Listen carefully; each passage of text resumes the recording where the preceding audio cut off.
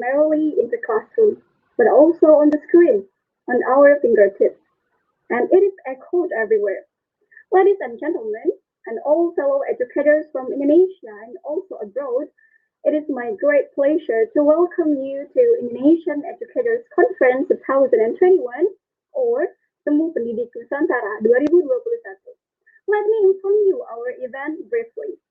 Temu Pendidik Nusantara is a forum for educators to learn from each other and share good practices in the form of an annual conference. Every year, the event carries a different theme that is contextual to the problems faced by educators in the classroom. The theme for this year is Celebrating Assessment, Designing Freedom to Learn Ecosystem. I'm Rizna and I am your moderator for this session. But I am not alone today. I'm with my lovely partner, Kak Bunda, and two wonderful speakers. Our agenda today will be running for 1 hour, 20 minutes for each speaker, and 50 minutes for Q&A session at the end of the presentation. During this event, all participants are allowed to capture the session and write your questions in the comment box. Now, let me inform you to our very first speaker. She is an educational coach, a leader, and also a practitioner. She is part of Kipina Kids Indonesia. She is a general manager, academic, and operations there. Some of you might be wondering, what is Kipina Kids Indonesia? Well, Kipina Kids is a preschool education for age 4 months to 6 years old, based in Tangerang, and it takes Finland's national core curriculum for early childhood education and care and adds the latest teaching practices. She has many experiences in educational fields, such as head of international division in BPK Penabur, and then a lecturer in Shine course, and then also a principal of Penabur Secondary Tanjung Duren atau SMK and SMAK 8 Penabur Jakarta. What a wonderful experience, right? Now she will deliver her presentation entitled Coaching Conversation for Promoting Students' Potential. So, without any further ado, please join me in welcoming our first speaker, Shirley Puspitawati. How are you doing, Shirley? Hi, Rizna. Thank you. Thank you for the opening and Okay. for the warm welcoming. Okay, Okay, it's my so pleasure. Okay, yes, everyone, Shirley is already here, so let's give our microphone and our stage to Shirley. Shirley, time and stage are yours. thank you. So it's a great pleasure for me to be part of this Indonesian Educator Conference in the 2021, and such a privilege as well for me to share the experience and the things that has captured me as an educator lately. And sharing the best practice will be a pleasure for me to be with you, and seeing the journey of the educations that I have gone through. uh, I'm so blessed that I have gone through teaching from kindergarten, from early childhood up to the upper secondary level, and it comes to the this stage when I come up with which I think to be one of the important tools as educators at this moment to promote the students' potential, to optimal, to bring their their talents, their gift at the maximum level through the topic that I will be sharing soon. Please, Rizna, would you please to share the slide? So our topic today that I would be sharing is a coaching conversations for promoting students' potential. So it's type like an interaction engagement that we can be doing with our students in any level, from early childhood up to the upper secondary, to their teens life, or even our adult students in the university, or even to our partner. So the coaching conversation is aiming to bring up, yeah, the potential that might be hidden at this moment in our partner, in our students' life. So next slide, please. So I would like to greet again to all of you Indonesian educators. Salam dan bahagia. Greetings to all of you. So salam and bahagia is the greetings that usually uttered by Taman Siswa educators and was initialized by Bapak KHD, Bapak Ki Hajar Dewantara, which showing that it's a prayer. It's a prayer for from the educator, from the teachers to their students in the class, wishing them happiness, the joy of learning, as well as their safety. Yeah, in the way they do the education and learning in the classroom. Salam dan bahagia. So we have 3 key points that I would like to share and highlight to be part of our sharing in the next 15 minutes. The first one I would like to highlight again part of the aims of the educations based on Ki Hajar Dewantara's philosophy. And then the second one from the philosophies that we read and then learned later on, we will reflect to our role as a coach in our education process that we give and we deliver in the classroom or in the school settings. And the third one is the coaching conversations, the skills that we can learn to support our role as teacher and as well as a coach in the educational context. Next slide, please. So the aim of education itself, so I apologize to have this statement in Bahasa Indonesia because I don't have the English version which really can translate it well. But I also have pointed out a few points that will be the key points from the aim of education. So according to Bapak Ki Hajar Dewantara as our father of education in Indonesia, the aim of education, maksud pendidikan, is menuntun segala kekuatan kodrat. Menuntun is guiding. All the students' nature, potential within the kids, within our students. So we are to guide their potential, their nature, yeah, in order for each of them, each of the students to reach the safety and happiness, mencapai keselamatan dan kebahagiaan, or in the popular term that we usually have this moment is a student's well-being, ya, the student's well-being as individual, sebagai manusia, as their individual as well as part of the society. So it is a very grand design of educations, and this is to live in all Indonesian educators, and we are to have the perspective, the paradigm, seeing from the lens of this philosophy. So again, the aim of education is to guide. We as a teacher to be with them, to guide what already within the students. They were born with this potential. So we are to optimize, to promote what have been inside them, within them, in order for them to be able to reach their well-being, keselamatan and kebahagiaan. Next slide. This picture showing, if you see, there are 4 individuals there, yeah. There are 4 small individuals. They are going to something. They are aiming to different kinds of direction, different kind of struggle, different kinds of areas.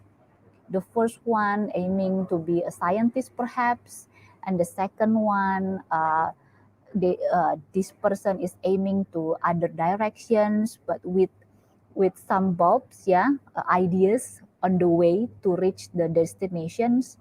There is also another 2 pictures, but those 4 individuals on the pictures that we sit together, they are showing the process that they are going through to reach the goal that they are aiming. So, and I'm reflecting it as the journey of our students with different kind of potential, different kinds of talents and gift, different kinds of passions. But then how we will do our role as an educators. Click the slide please, Miss Rizna. So Bapak Ki Hajar Dewantara once saying this, a very good statement about the role of the educators. Pendidik as educator, I highlight this one ya. Pendidik is only can only guide. Pendidik hanya dapat menuntun. Educators can only guide the growth, the life, of the potential, the nature of the students, so that they can make a betterment, improvement in their life, so that they can reach the well-being. So when I read this statement, I focus on these two words, pendidik and menuntun. An educator and also its roles to guide, to guide them. So when we talk about pendidik menuntun, an educator to guide, then it's the role of coaching. Coaching as a skill for us to be able to play the role as a teacher, as a guidance. The next slide, please. In general understanding about coaching, coaching was developed and researched by Eric Dehan back then, originally coming from the words from Hungary, bringing something. So coaching is a process to bring something from its original place toward the desired destinations. So coaching is to bring something from one to another. And then this term was developed in a way that coaching now is translated into a process to bring and to guide the people to the destinations that they want to be, to the destination or the state that they want to be. So coaching is a process. And when we as educators trying to act out or play our role as a coach, then we have to have this mindset.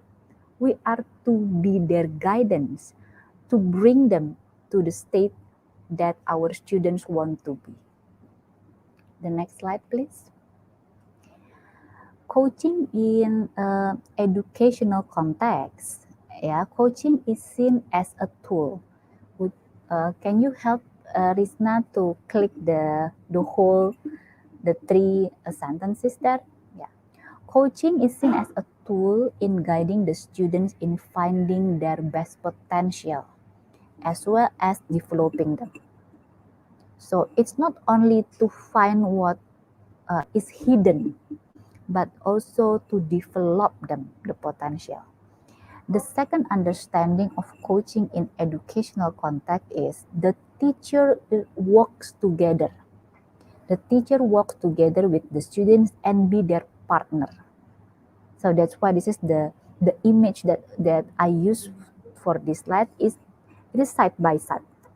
It is side by side because whenever we do coach, when we guide them, we are to be next to them, beside them, and work together with the students in finding their best potential.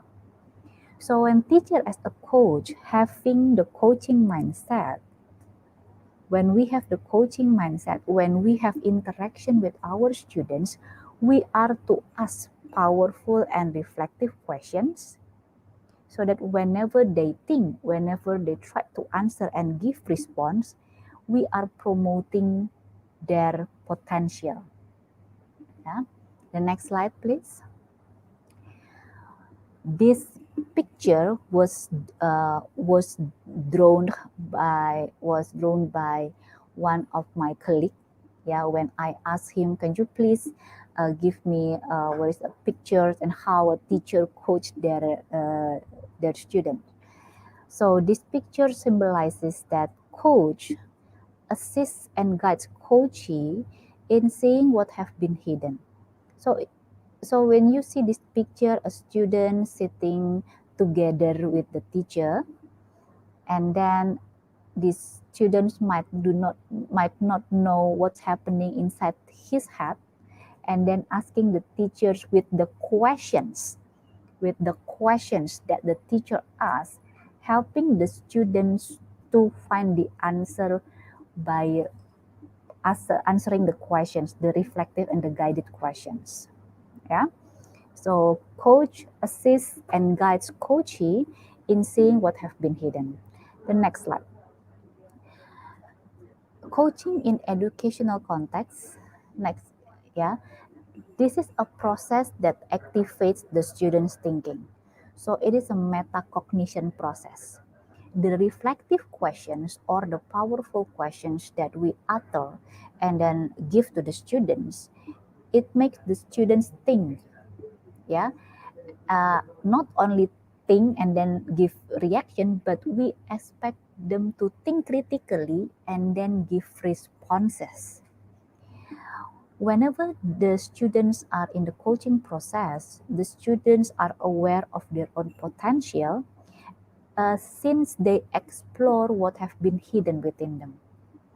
When the conversation happens, the students find the meaning through the conversation process. The next one. From this slide, I have been using the word conversation.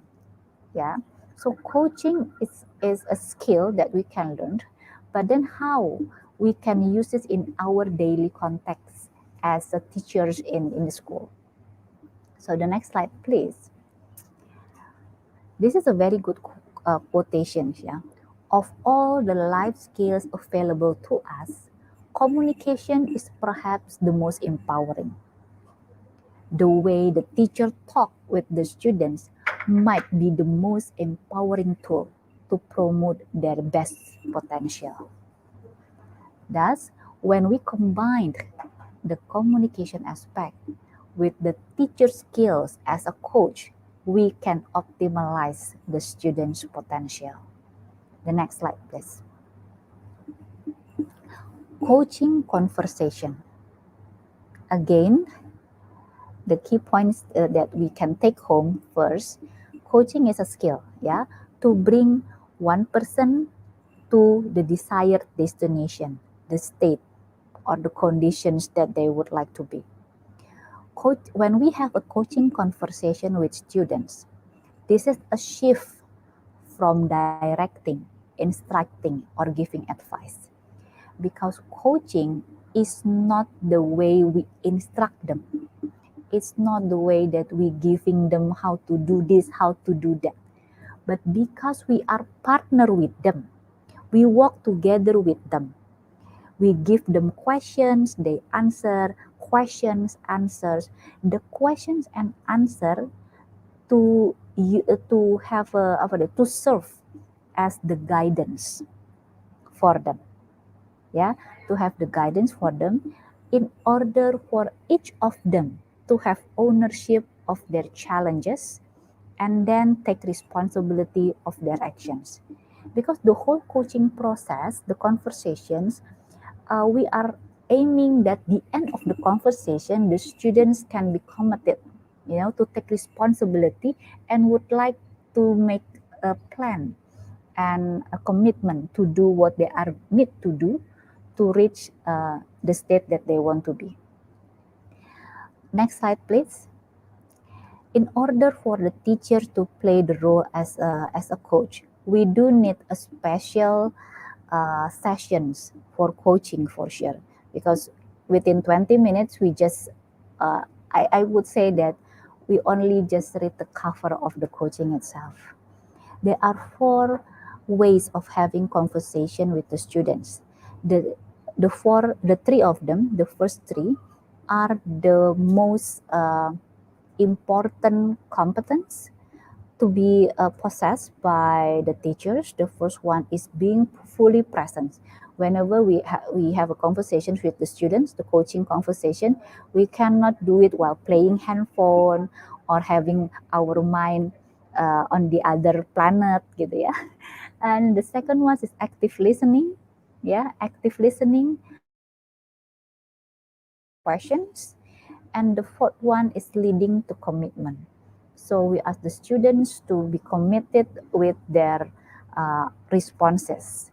And to discuss these four ways, we need, I think, one day. Yeah, we need to have one day, 8 hours at least, to practice and to be, to be able to understand the reasons behind this.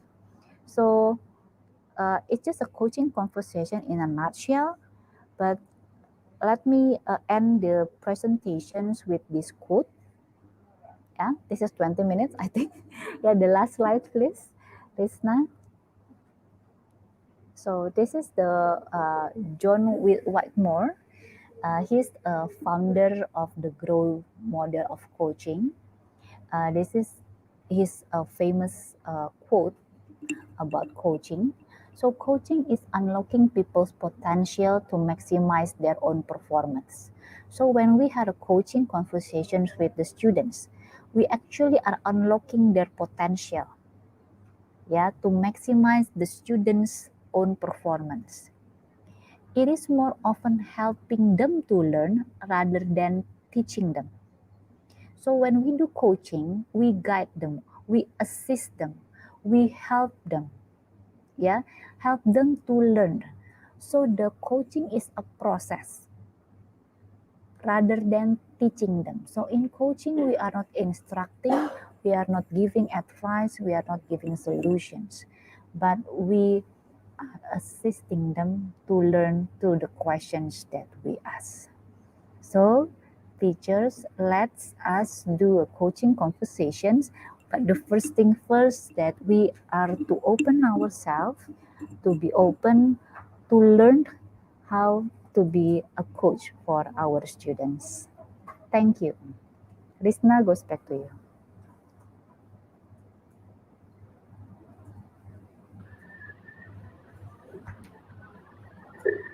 Okay, thank you very much, Shirley, for a wonderful presentation about coaching. Yeah, that's a very insightful. It gives us, especially as teachers, new insight about coaching, especially. Thank you very much, Shirley. Now, for everyone, for the participants, for the viewers, you may have some questions for Shirley, and you can write that in the comment box, and we are going to answer your questions at the end of our presentation. Okay, thank you very much, Shelley. You can have 20 minutes rest to listen another speaker. Now I'm going to give this microphone to our second moderator, Kak Gunda Basiswi. Stage is yours, Kak. Okay, thank you, Rizna. Okay. Hello, ladies and gentlemen. Thank you so much. So now we're going to the next speaker. Okay. Before that, okay, you will be with me. I will be the next moderator. Okay, my name is Gunda. You can call me Gunda, of course. Okay, for the next speaker, we're going to have Briannon Mcloughlin. I hope I say her name correctly. Okay. Okay. We can call her Bri. Bri studied philosophy and Indonesian language and culture at university, and then she studied a Master of Teaching. She is an award-winning teacher who has taught students in 4 countries, in Australia, USA, UK, and of course in Indonesia. Bri currently works as the Director of Community at an NGO called Teach for Australia. Teach for Australia exists to ensure every child has access to an excellent education regardless of the location or wealth of their family. It is part of the Teach for all global network of 61 organizations who are united in their goal of combating educational inequity. Bree's interests are travel, health, and reading in her hammock in the sun in Sydney, where she lives. Her personality is semangat. Okay. Anyway, Bree can speak bahasa. Okay, let's invite Bree to come here. Hello, Bree. Hello, Gunda. Terima kasih for How that are introduction. you? I'm very well, thank you. Thank you for that lovely Okay. introduction. Okay. Okay, let's directly give it to Bree. Okay, time is yours. Thank you, Gunda. And hello, everybody. Saya senang sekali bertemu dengan semuanya. Karena bahasa saya kurang lancar, presentasi ini dalam bahasa Inggris. I'm going to start by asking all of you to participate in this presentation. And even though I can't see you, I'm going to trust that you will be participating wherever you are watching from. So the first thing I would like for you to do is to lift up one hand and make a fist with your fingers. Then push up one thumb and switch to your pinky finger. Jempol clinking. And we're going to practice switching our thumb and our little finger. Just have a practice. You can go as slow or as quickly as you like. Good. Once you feel like you've got the hang of that, try it with two hands, thumbs and little finger. Switch, change, change, change. Maybe you're thinking this is very difficult. Maybe you're thinking this is very easy. If you do it on the side, it would look like this. Now let's make it more difficult. Can you do one thumb and one little finger and then switch? So we have one thumb and one little finger and we're doing the opposite. Maybe that's made things more complicated for you. And I wonder how fast you can go before things start to fall apart. Because I can't see you, I can't tell. But when I have practiced this with other teachers in the past, people's faces get very funny. Some people start concentrating on their fingers very close to their face. Other people just start laughing because it's too hard. But it's an excellent metaphor for teaching and for learning, that the more times we do something, the better we get at it. I can do this very quickly now, but when I started, I could not. And I think that when it comes to teaching and learning, sometimes we get stuck into habits in the way that we do things without concentrating very much. For example, maybe when you were moving your thumb and your little finger, you started to move your hands like this so that they were pushing and pulling. Push, pull, push, pull. Or maybe you kept yours very close without thinking about it. And sometimes the same thing can happen in our classroom as well. Gunda, can I request that you share some slides for me, please?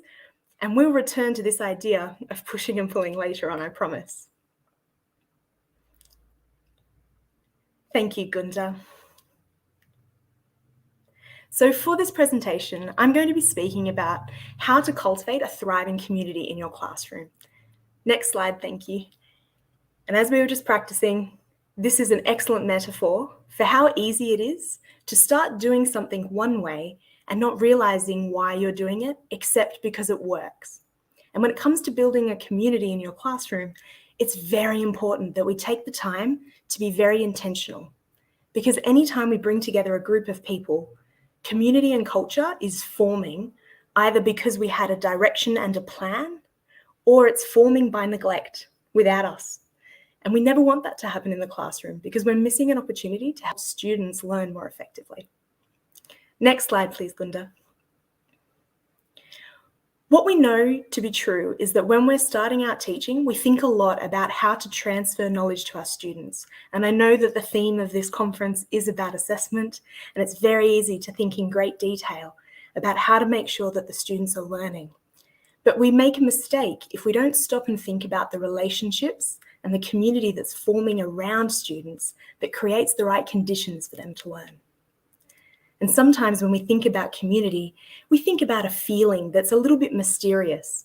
We're not sure how to make community happen. It just kind of happens. And sometimes a teacher might feel like their personality is the reason a community is successful or not. But what I'm going to suggest today is that there is a lot of research in something called community science, which is an academic discipline. And it's that research that we can transfer into the classroom to help us be more effective in the way we set up students. Here on the screen, you can see Dikiri. This is the research, the academic research that tells us that community as a social structure is very effective at achieving these 5 things. And di kanan, I've translated that into what that can look like for teachers in the classroom. We all want students to be attending, to have meaningful learning experiences, to feel like classroom behaviour is under control, and for students to have a voice and opportunities to collaborate. And if community and cultivating a thriving community can help to achieve those things, then I think that's a good reason for us to spend the next 15 minutes talking about this. Next slide, please, Gunda. These are some of my older students. I taught them many years ago, and they were a tricky class. When I first met them, their learning outcomes were not very good at all, and they didn't feel like they were part of a classroom community.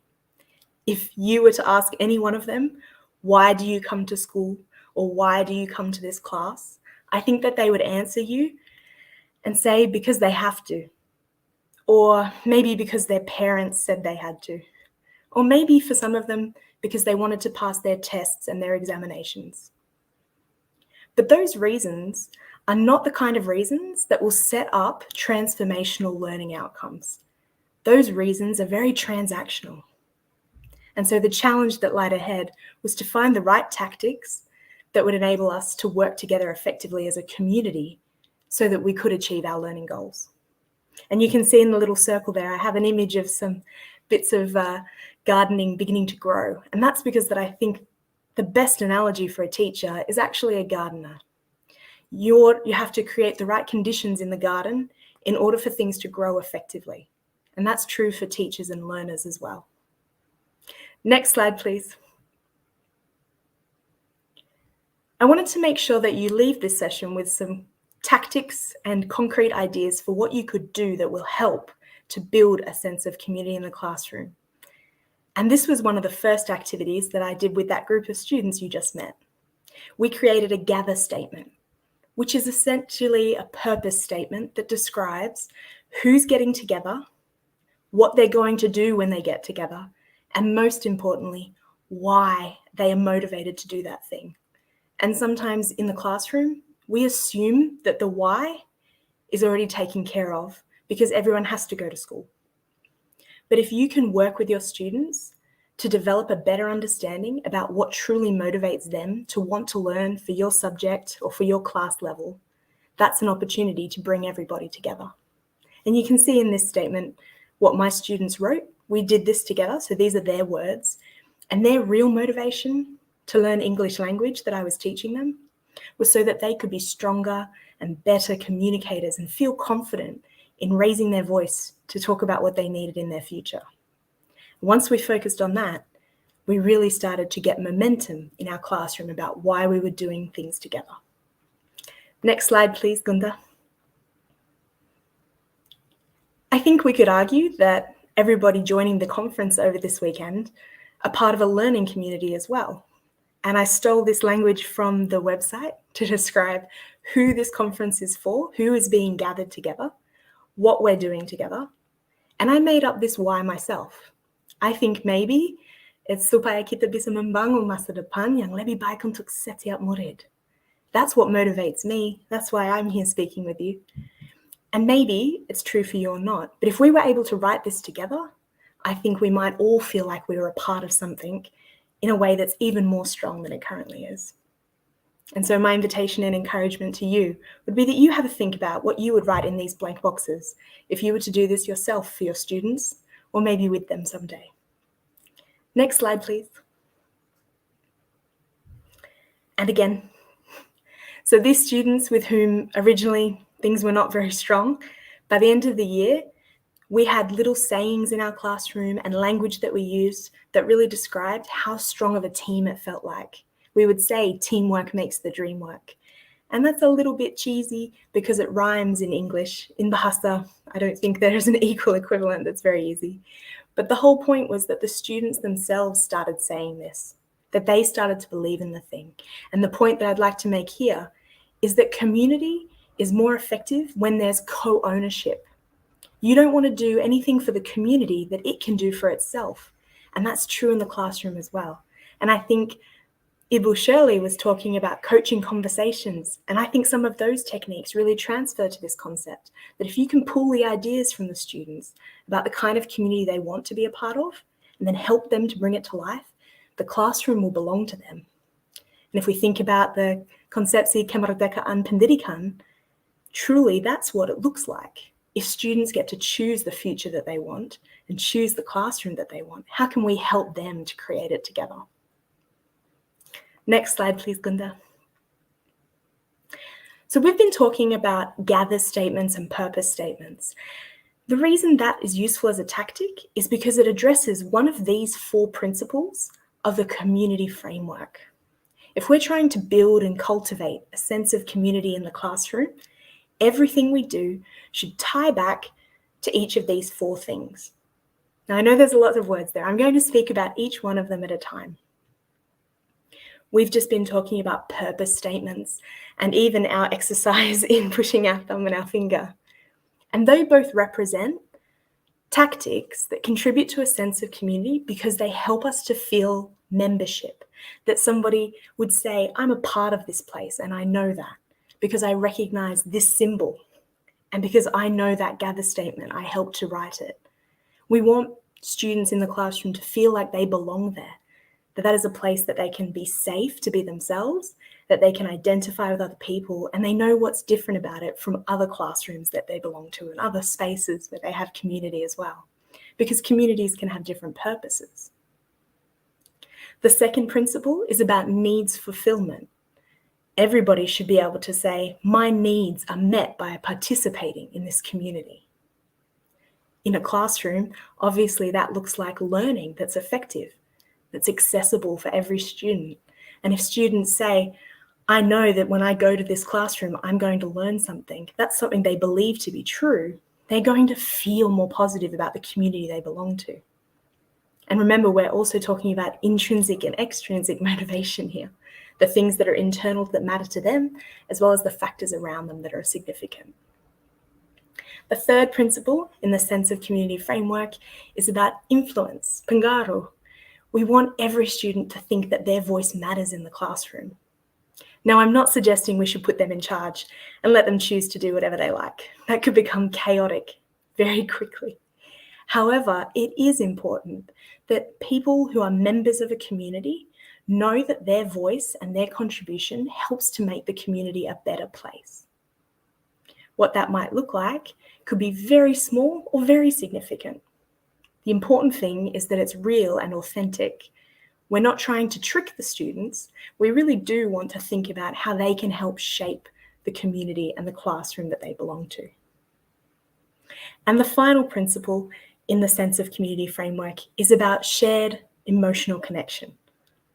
How do we make sure that all of the students in the classroom feel like other people really get them in that classroom?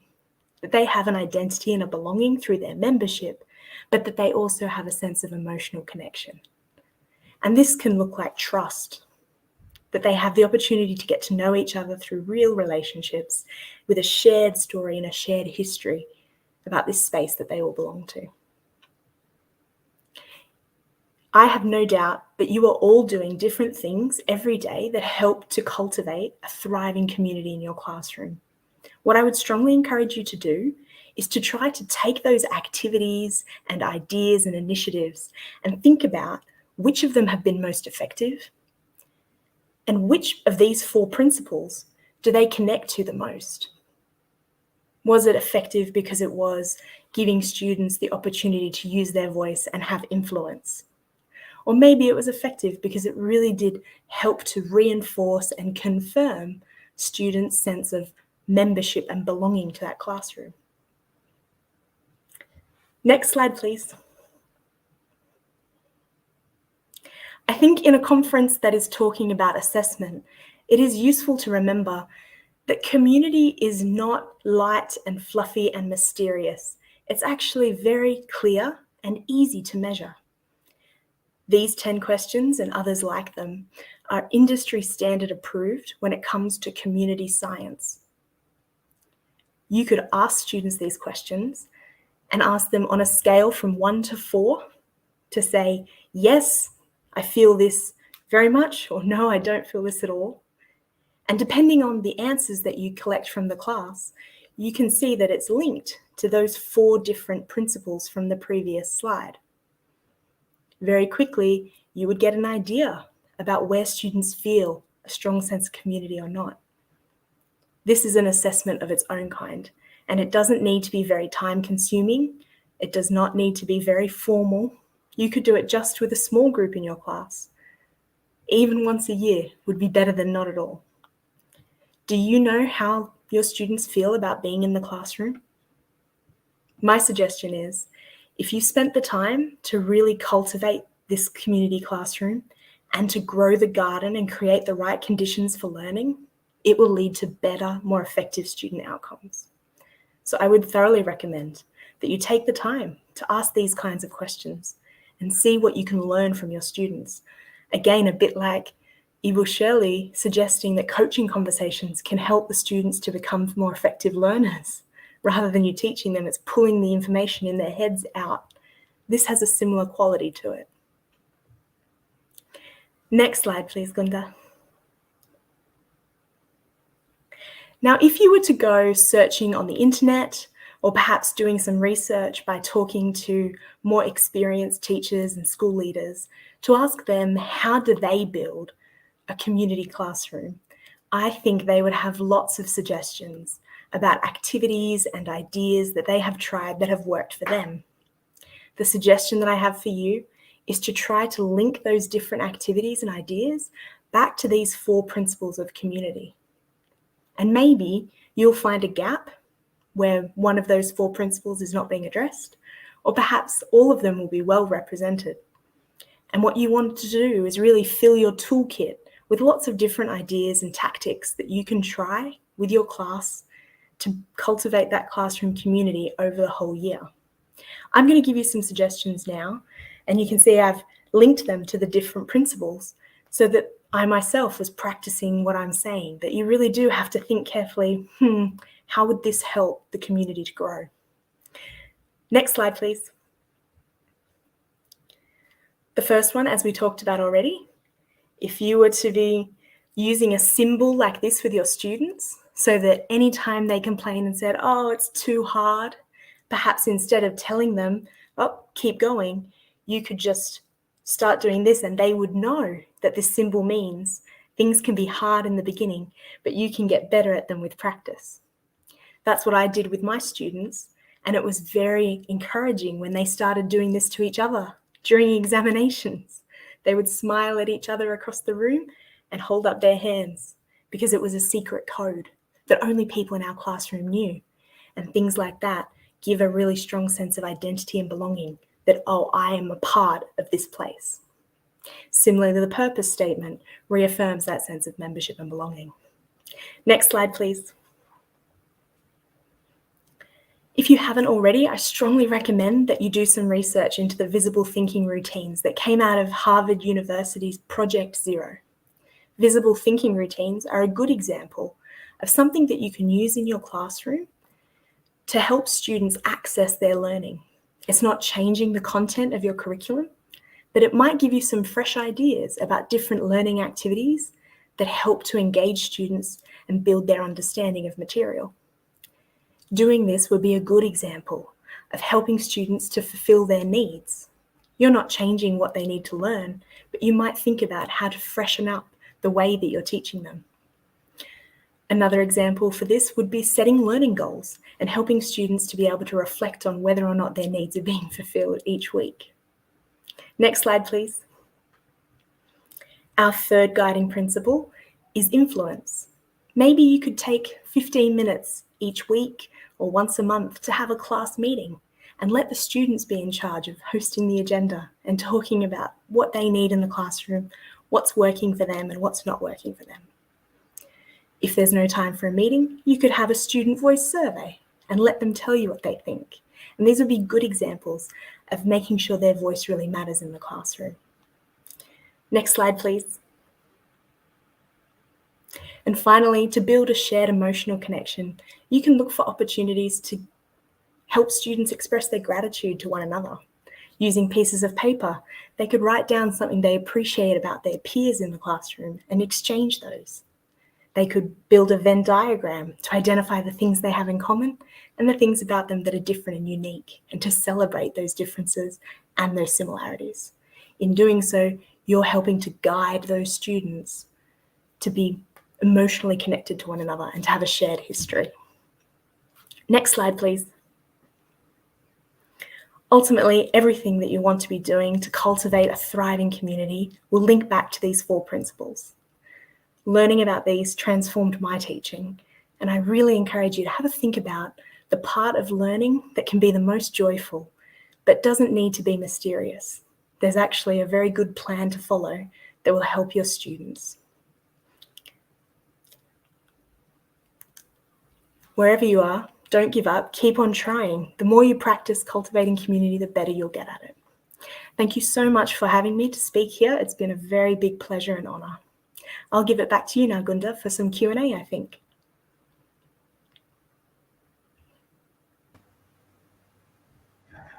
Okay, wow, thank you so much. Okay, let's invite Shirley here. Okay, hello, Shirley.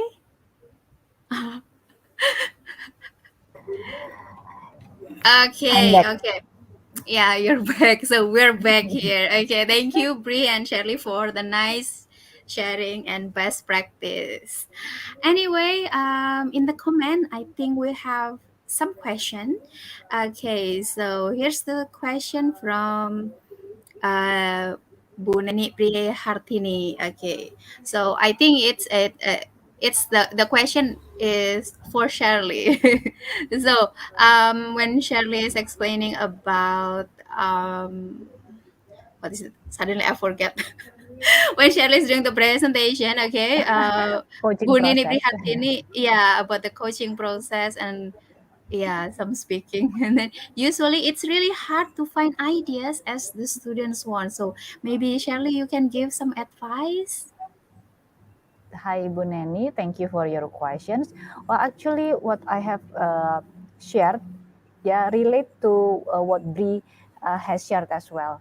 You know, especially for the last part when we talk about the students' needs fulfillment. You know, having their voice heard, letting them to be part of the community, and the relationship is one of the key aspect as well. You know, to build a thriving community. And Bri has also given us tools, if I'm not mistaken, Bri, when you talk about the tools, the visible thinking routines, and then helping the students towards the goal, that's also the tools that we can use whenever we have a coaching conversations with the students. You know, that we are there to be with them, helping them through the questions. So we ask them, what is your goal this week? Okay, what have you found, for examples? Okay, what kind of data that who will help you? So that kind of questions to be answered by the students, but they are the one who designed. When we have that kind of conversation, the students feel being involved. It's not about the teachers directing, but they are part of the conversations. Even in the larger scale, they are part of the community. You know, they are part of the community. So the coaching itself, when we learn about the coaching conversations, there are guidelines, atau tools for us to lead the conversations. But that will be another session. That will be another session. With them, just focus being present, fully present, do the active listening, lead a powerful questions, and then lead the students to make commitment. I think that's all. Okay, thank you, Shirley. Maybe Bri, you want to say something about it? Maybe you can give some suggestion also. Yes, thank you, Gunda. And I agree with Ibu Shirley on this one. I think that there are lots of tools, and the answers that you will get from the students will depend on selecting the right high quality questions that you want to ask them. I also think that sometimes students will learn most effectively from one another. That if the student doesn't have a good idea of what they want, giving them suggestions that have come from other students is a very effective way to get them started. Okay, thank you. We still have so many questions here. There is a question from Nita Fadila. Okay, wait. Okay, so how to build a shared emotional connection with the students while also still maintaining a boundary between teachers and the students? Maybe we are going to start from Bri, I guess. Thank you, Nita. What an excellent question. I think the first thing that is important to say is that, of course, there are professional boundaries that all teachers must follow and respect. That is very important.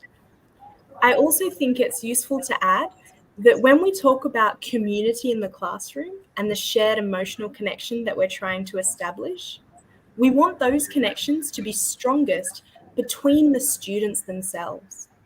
So while it is important for the teacher to have a healthy relationship with the student, and those emotions will come up from celebrating successes together and persevering through struggles together, the shared emotional connection that you want to grow the most is the connection the class has within itself. What do you think, Shirley? Okay, Shirley, please give your comment.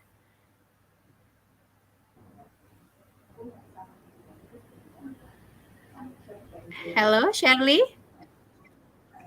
Yeah, I'm a bit lost of connection, so I didn't hear the questions. Okay, let me repeat. Okay, let me read for you. So the question is like how to build a shared emotional connection with the students while also still maintaining a boundary between teachers and the students. Okay, so for sure it takes time, it takes time to build that kind of connections, but there is always a little step to do, ya kan, a little step to do. I think it's going to be the first thing first is whenever we have a conversations with them, again the fully presence, being fully present with them, letting them experience that this teacher would like to listen to me. These teachers really helping me in a way, but not judging them.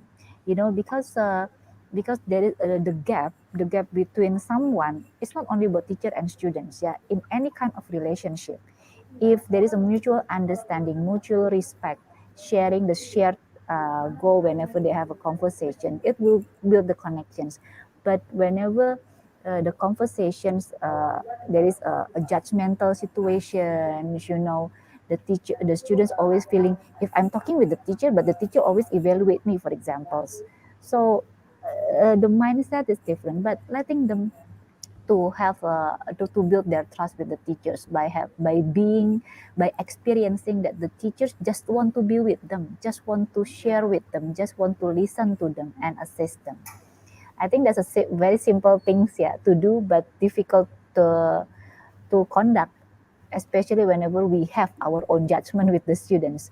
But whenever we would like to start the coaching conversations, we are to delete that previous judgments, previous information that we have about the children, about the students.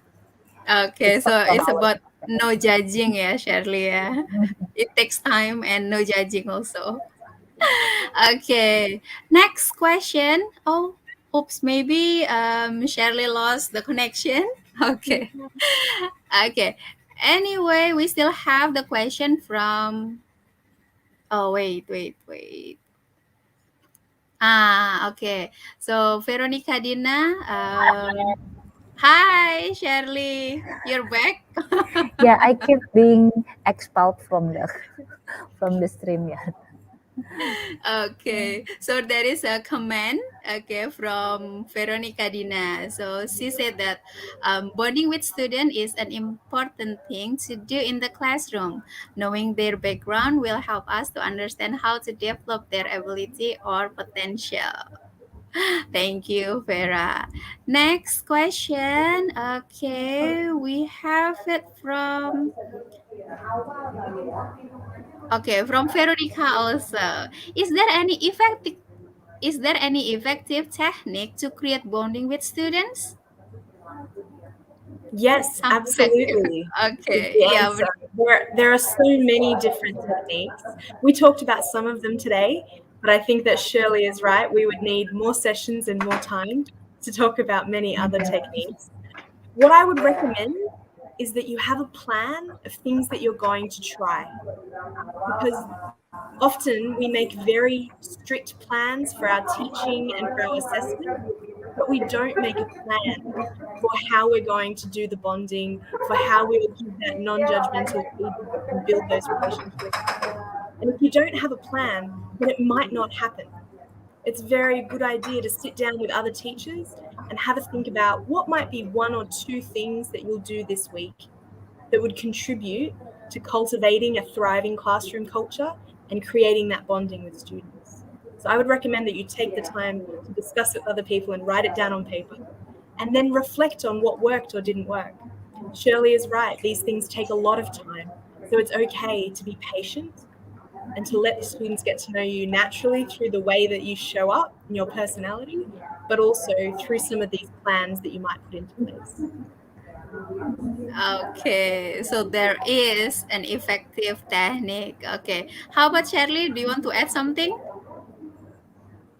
Bri has covered a lot. Yeah, I think we have worked together. Yeah, without plan anyway, I and Bri, but somehow it it connects one to another. Yeah, because we are aiming for the well-being of the students and also the well-being of the community.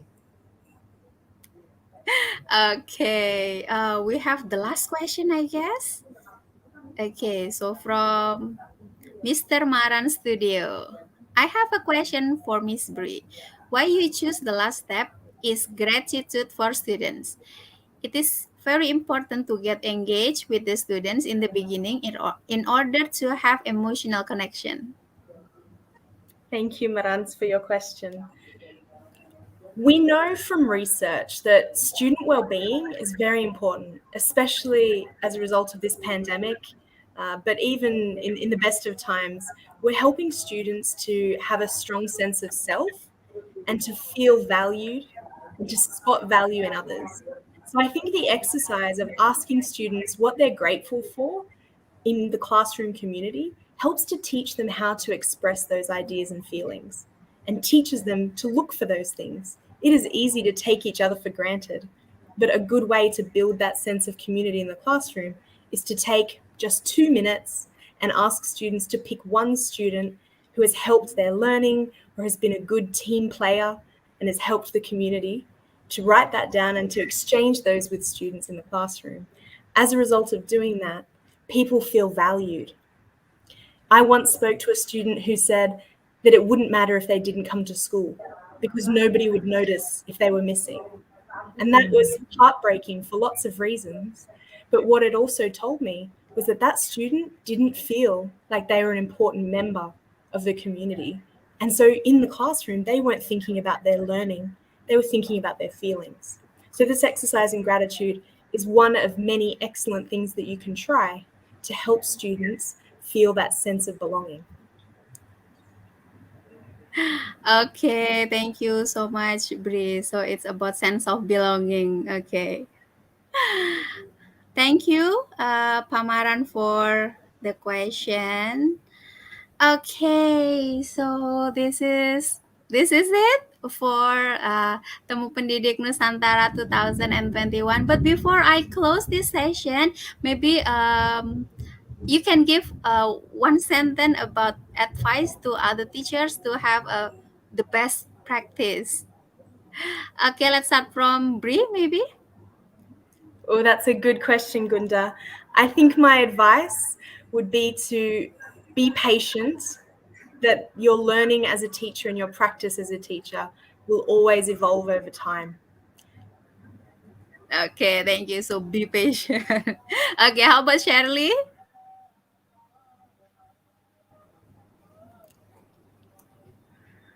Hello, Shirley? Hi again. Yeah. Is it Okay. clear now? Yeah, it's clear, it's clear. Okay.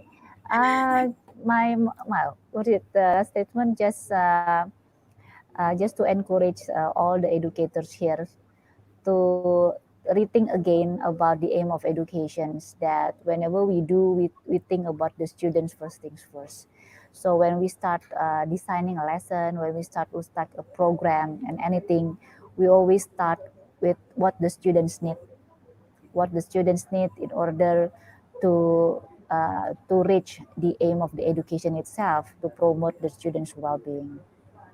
Just always remember about the aim of the education. That's all. Okay, thank you. So patient and remember the goals, also the students' need. Okay, thank you so much, ladies and gentlemen. Thank you for attending this um, Indonesian Educator Conference 2021, or we call it Temu Pendidik Nusantara 2021. Okay, thank you so much for the speakers, Bri and Shirley. Thank you for Rizna also. And we have to say goodbye here, but don't worry, we hope that we'll meet again next year. Okay, thank you so much. Bye.